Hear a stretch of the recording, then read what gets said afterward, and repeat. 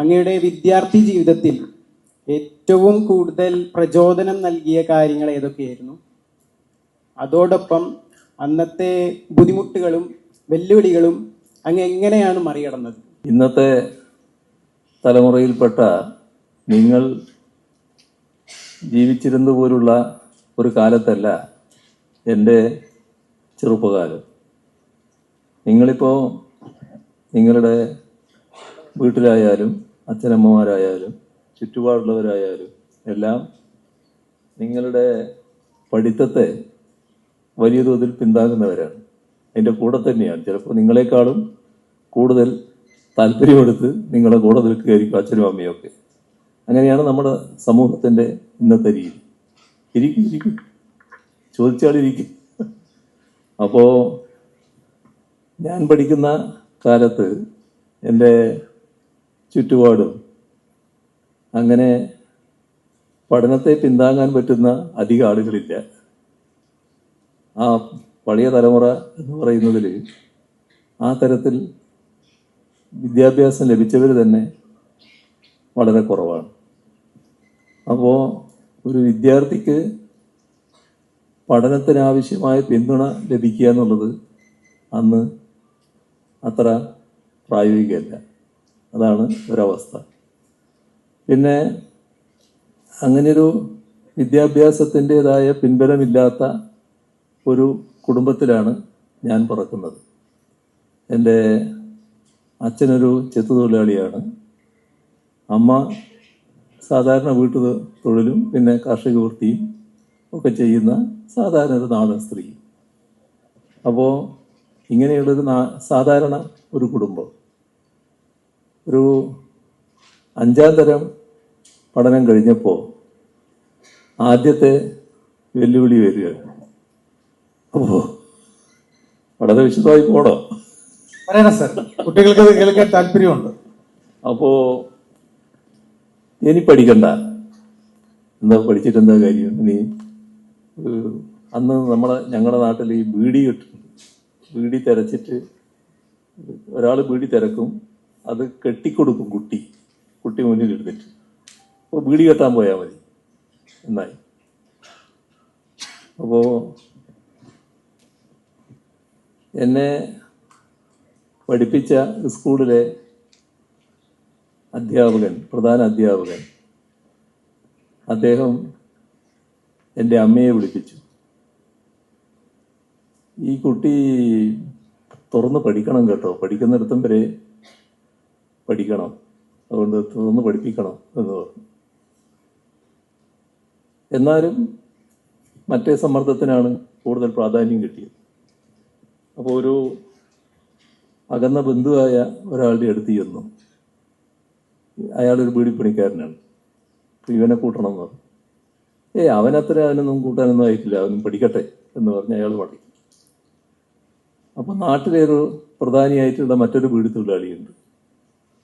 പിന്നെ എൻ്റെ ജീവിതത്തിലെ ഏറ്റവും അടുത്ത സുഹൃത്തായി വന്ന ഒരാളാണ് അയാൾ, രക്ഷിതാവിനെ പോലെ. അപ്പം അദ്ദേഹത്തിൻ്റെ അടുത്ത് ചെന്നപ്പോൾ പറഞ്ഞു, അവനൊന്നും ഇപ്പം ജോലിക്കൊന്നും പോകണ്ട, ജോലിയല്ല പണിയാണ്, പണിക്കൊന്നും പോകണ്ട, ഇവിടെ പഠിക്കട്ടെ എന്ന് പറഞ്ഞു.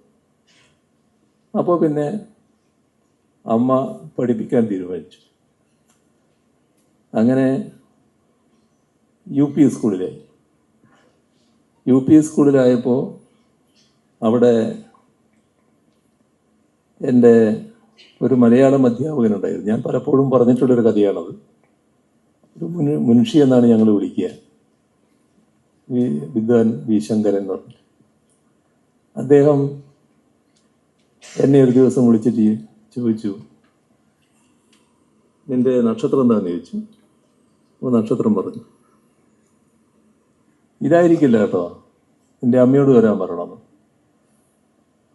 അങ്ങനെ അപ്പം മുൻഷി അമ്മയെ വിളിച്ചു എന്ന് പറയുന്നത് നിന്റെ നാട്ടിലൊരു വാർത്തയാണ്.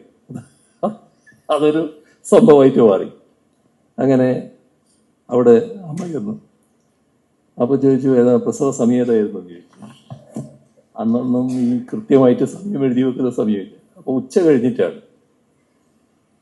അപ്പോൾ അദ്ദേഹം പിന്നെ ജ്യോതിഷ പണ്ഡിതനാണ്.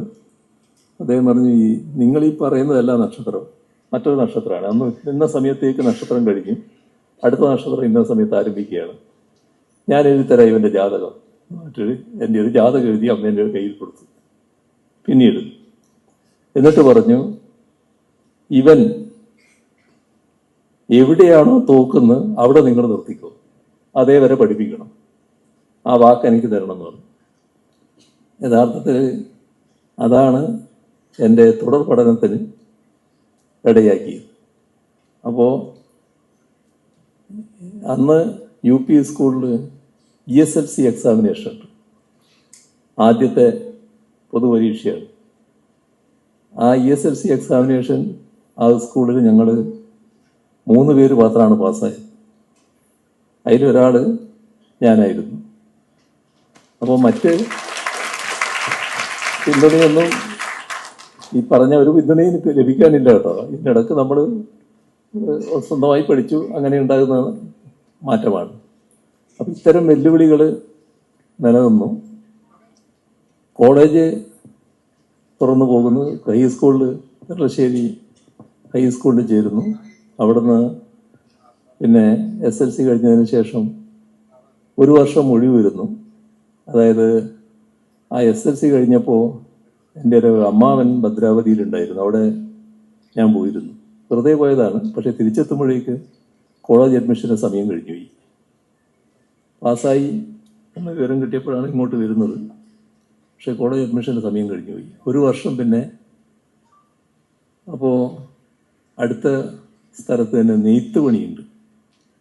അപ്പോൾ അവിടെ പോയി നെയ്ത്ത് പണിയെടുക്കും 1 വർഷം. അതൊരു ഗുണമായി, കുറച്ച് കാശ് അതിൻ്റെ ഭാഗമായി ലഭിക്കുന്ന നില വന്നു. അങ്ങനെയാണ് PUCക്ക് ചേരുന്നത്. അന്ന് PUC ആണ്, നിങ്ങളെ പ്രീ ഡിഗ്രി അല്ല, നേരത്തെ ഉണ്ടായ പ്രീ ഡിഗ്രി അല്ല. അപ്പോൾ PUCക്ക് ചേർന്നു.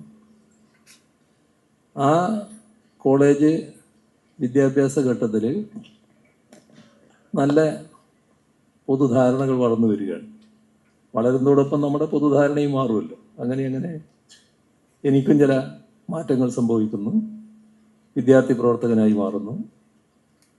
കേരളത്തിലെ ഒരു വിദ്യാർത്ഥി സംഘടനയുടെ ഏറ്റവും പ്രധാന പ്രവർത്തകരിൽ ഒരാളായിട്ട് ഞാനും മാറുന്നു.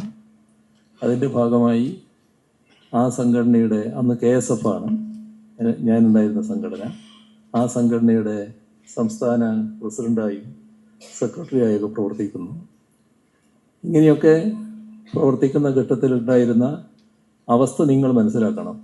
നിങ്ങളെ ചുറ്റുപാടല്ല അന്നത്തെ എൻ്റെ ചുറ്റുപാട്.